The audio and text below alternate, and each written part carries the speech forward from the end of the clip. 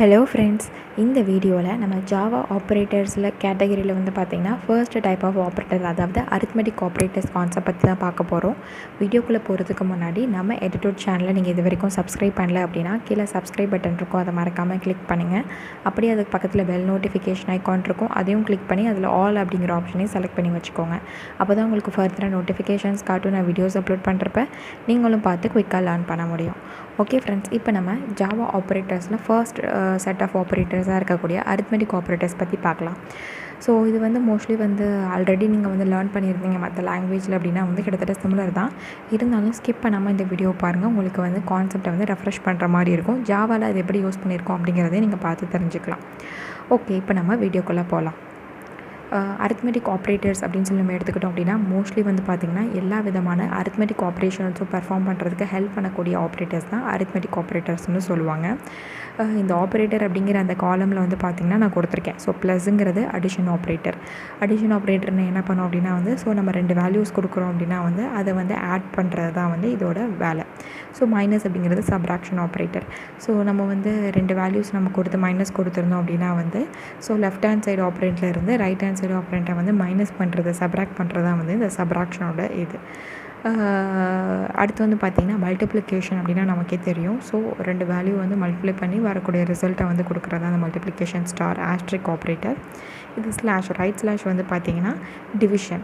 So division நமக்கே தெரியும். So இது என்ன பண்ணும் அப்படின்னா உங்களுக்கு குவேஷியண்ட்டை பார்த்திங்கன்னா ரிசல்ட்டாக கொடுக்கும். சப்போஸ் ஏதாவது ஒரு நம்பரை நீங்கள் டிவைட் பண்ணுறீங்க அப்படின்னா ஸோ குவேஷியண்ட் மட்டும்தான் உங்களுக்கு ரிமைண்டராக வரும். இதே குவேஷன் மட்டும் தான் உங்களுக்கு ரிசல்ட்டாக வரும். எனக்கு ரிமைண்டர் ரிசல்ட்டில் வரணும் அப்படின்னு சொல்லி நினச்சிங்கன்னா அப்போ நீங்கள் இந்த ஃபார்வர்ட் ஸ்லாஷ் யூஸ் பண்ணிங்கன்னா அது டிவிஷனுக்கு. இதே பர்சன்டேஜ் சைன் நீங்கள் யூஸ் பண்ணிங்கன்னா அது மாடுலஸ் ஆப்ரேட்டர்.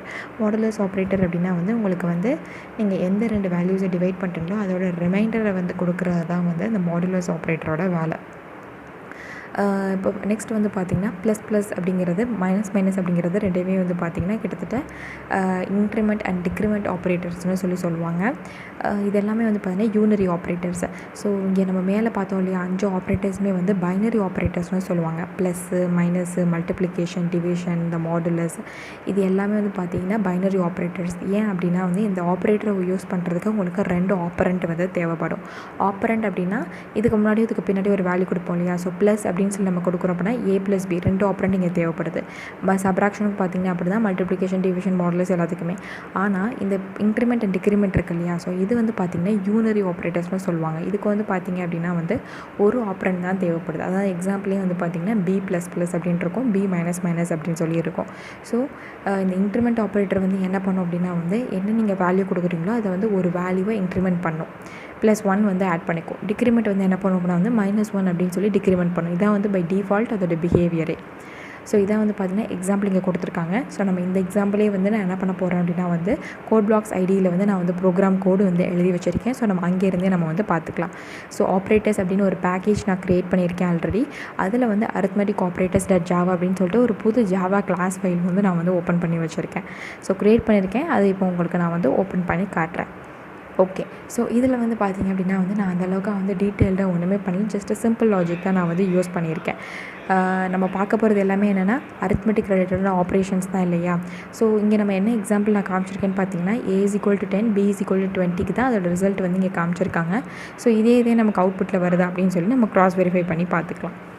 ஓகே, இப்போ பார்த்திங்கன்னா பேக்கேஜ் ஆப்ரேட்டர்ஸ் அப்படின்னு சொல்லி நான் ஏன் கொடுத்துருக்கேன் அப்படின்னா பிகாஸ் நம்ம பார்த்திங்கன்னா இந்த அரித்மெட்டிக் ஆப்ரேட்டர்ஸ் அப்படிங்கிற இந்த ஜாவா கிளாஸ் பார்த்திங்க அப்படின்னா ஆப்ரேட்டர்ஸ் அப்படிங்கிற பேக்கேஜ் கீழே தான் வருது. ஸோ அதனால் நம்ம என்ன பண்ணுறோம் அப்படின்னா இந்த அரித்மெட்டிக் ஆப்ரேட்டர்ஸ்ன்னு இருக்கு இல்லையா, அதுக்கு முன்னாடி நம்ம என்ன பண்ணுறோம், பேக்கேஜ் ஸ்டேட்மெண்ட் யூஸ் பண்ணுறோம். ஸோ பேக்கேஜ், அந்த பேக்கேஜோட நேம் ஆப்ரேட்டர்ஸ் அப்படின்ட்டு இருக்குது. அதுக்கப்புறமாட்டிக்கு பார்த்திங்கன்னா பப்ளிக் கிளாஸ் அப்படின்னு சொல்லி கொடுத்துட்டு கிளாஸ் நேம் நம்ம கொடுக்குறோம். ஸோ கிளாஸ் நேமும் ஃபைல் நேமும் நமக்கு ஒன்று தான் தெரியும். அதுக்குள்ளே பார்த்திங்க அப்படின்னா ஸ்டாட்டிக் இன்ட் A = 10, B = 20 அப்படின்னு சொல்லி கொடுத்துருக்கோம். ஸோ இது ரெண்டும் என்னன்னு சொல்லி பார்த்திங்க அப்படின்னா 2 வேல்யூஸ், ரெண்டுமே பார்த்திங்கன்னா இன்டீஜர் வேல்யூஸ். அதனால் நான் இன்ட் அப்படின்னு டேட்டா டைப் கொடுத்துருக்கேன். ஏன் நான் முன்னாடி ஸ்டாட்டிக் கொடுத்துருக்கேன் அப்படின்னா பிகாஸ் நான் மெயின் ஃபங்க்ஷனுக்குள்ளே நான் டிஃபைன் பண்ணியிருந்தேன் அப்படின்னா நான் ஸ்டாட்டிக் கொடுக்க தேவையில்லை.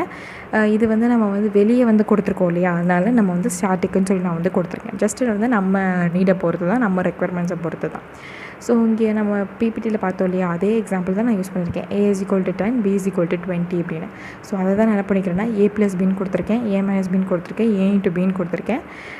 அதே மாதிரி A divided by Bன்னு கொடுத்துருக்கேன். இங்கே B divided by Aன்னு இருக்கனால நான் அதே வந்து பார்த்திங்கன்னா இங்கே நான் மாற்றி கொடுத்துக்கிறேன். ரிவர்ஸ் கேஸும் நான் உங்களுக்கு சொல்கிறேன்.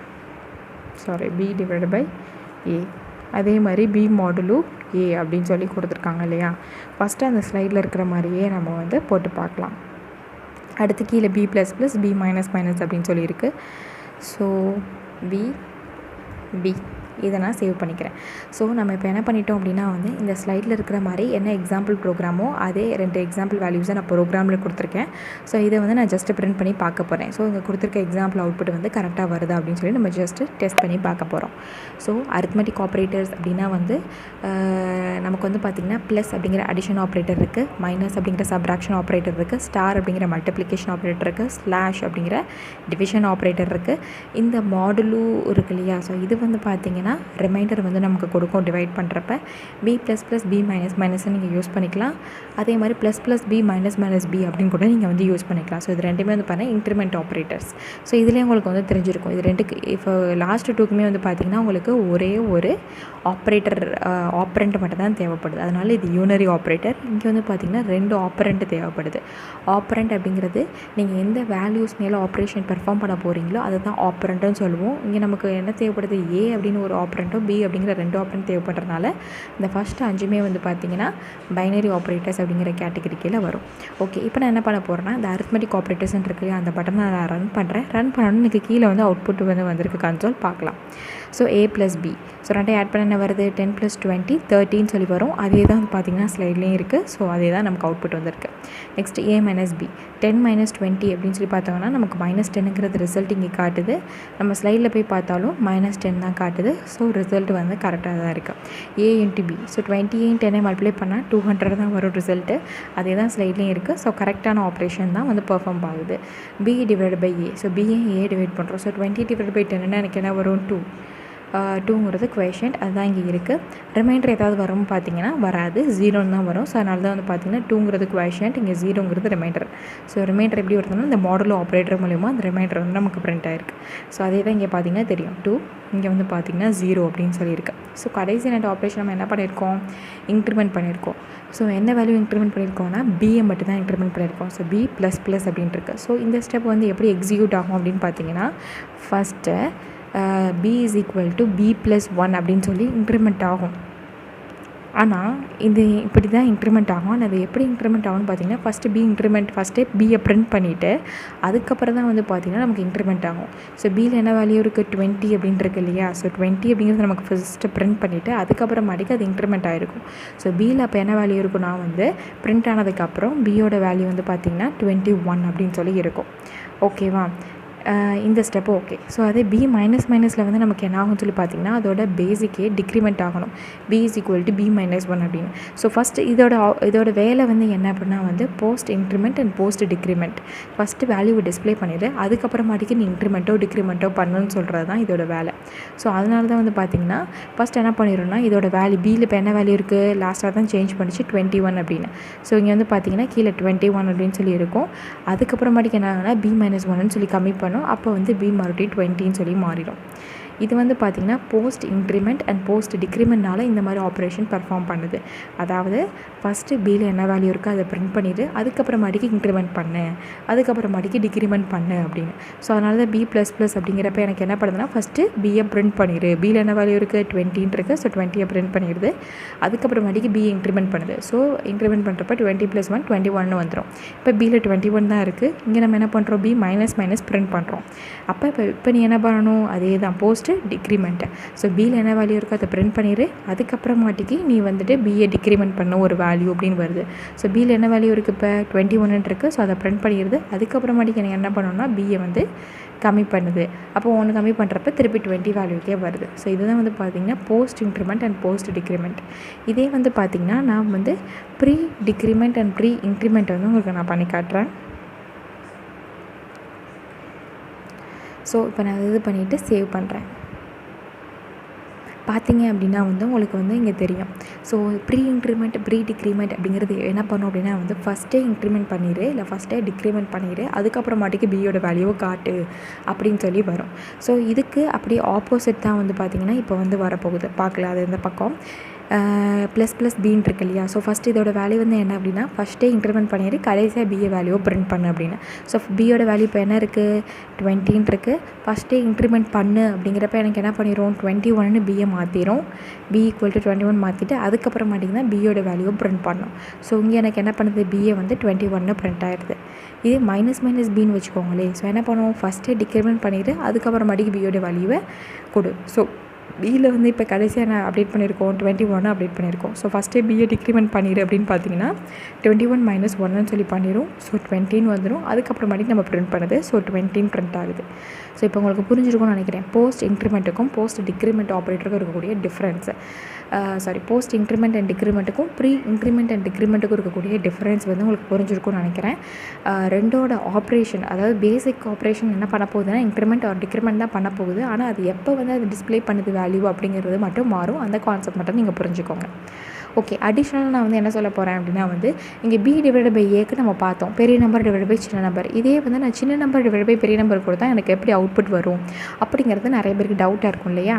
ஸோ அதை நம்ம இப்போ பண்ணி பார்க்கலாம். ஸோ ஏ டிவைடட் பை பின்னு போட்ட மாதிரி ஏ மாடலு பி வந்து நான் வந்து போடுறேன். போட்டுட்டு என்ன பண்ணுறேன்னா ரன் பண்ணுறேன்.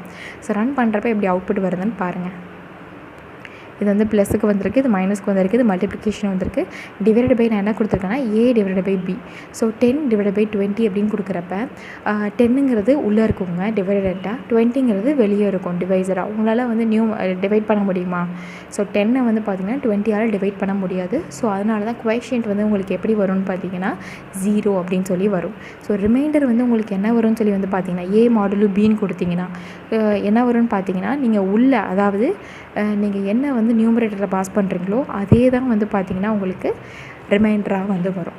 ஸோ இதுதான் வந்து பார்த்திங்க அப்படின்னா வந்து சப்போஸ் நீங்கள் சின்ன நம்பர் டிவைட் பை பெரிய நம்பர்னு கொடுத்தீங்க அப்படின்னா உங்களுக்கு வந்து 1/2 0.5 அப்படின்லாம் வராது. இங்கே வந்து இது இப்படி தான் வந்து வரும். ஸோ இது குவேஷியன்ட்டை தான் கொடுக்கும், இது வந்து ரிமைண்டர் தான் கொடுக்கும். நீங்கள் பெரிய நம்பர் டிவைட் பை சின்ன நம்பர் கொடுக்குறப்ப அது அஸ்யூஷுவல் ரிசல்ட்டை தான் கொடுக்கும். சின்ன நம்பர் டிவைட் பை பெரிய நம்பர் நீங்கள் கொடுத்தீங்க அப்படின்னா வந்து எப்போவுமே குவேஷியன்ட்டை வந்து மோஸ்ட்லி டிவைட் பண்ண முடியாததாக இருந்துச்சுன்னா 0 அப்படின்னு சொல்லி வரும். அதுக்கப்புறமாட்டிக்கு ரிமைண்டர் வந்து எப்படி வரும் அப்படின்னா வந்து எது நியூமரேட்டரில் கொடுத்துருக்கீங்களோ அந்த வேல்யூ தான் வரும். இப்போ உங்களுக்கு வந்து பார்த்திங்கன்னா ஐடியா கிடச்சிருக்கும்னு நினைக்கிறேன். ப்ளஸ் அப்படிங்கிற அடிஷன் ஆப்ரேட்டர், மைனஸ் அப்படிங்கிற சப்ராக்ஷன் ஆப்ரேட்டர், இன்டூ ஆஸ்ட்ரிக் அப்படிங்கிற மல்டிப்ளிகேஷன் ஆப்ரேட்டர், ஸ்லாஷ் அப்படிங்கிற டிவிஷன் ஆப்ரேட்டர், மாடுலு அப்படிங்கிற ரிமைண்டர் மாடுலஸ் ஆப்ரேட்டர்னு கூட சொல்லிக்கலாம், ரிமைண்டர் தரக்கூடிய ஆப்ரேட்டர், அப்புறம் increment and decrement operators. So increment and டிக்ரிமெண்ட்லேயே post increment and post decrement இருக்குது, pre increment and pre decrement operators இருக்குது. ஸோ இது எல்லாத்தோட எக்ஸ்ப்ளனேஷன் தான் நம்ம வந்து இந்த வீடியோவில் பார்த்தோம். நெக்ஸ்ட் வீடியோவில் வந்து பார்த்திங்க அப்படின்னா வந்து செகண்ட் செட் ஆஃப் ஆப்ரேட்டர்ஸாக பார்க்கக்கூடிய ரிலேஷனல் ஆப்ரேட்டர்ஸ் பற்றி தான் நம்ம பார்க்க போகிறோம். ஸோ நீங்கள் அந்த வீடியோ பார்க்குறதுக்கு முன்னாடி நம்ம edutut சேனலை நீங்கள் இது வரைக்கும் சப்ஸ்கிரைப் பண்ணல அப்படின்னா சப்ஸ்கிரைப் பண்ணுங்கள். உங்கள் ஃப்ரெண்ட்ஸ்க்கு மறக்காமல் ஷேர் பண்ணி சப்போர்ட் பண்ணுங்கள் ஃப்ரெண்ட்ஸ். தேங்க்யூ. கீப் வாட்சிங்.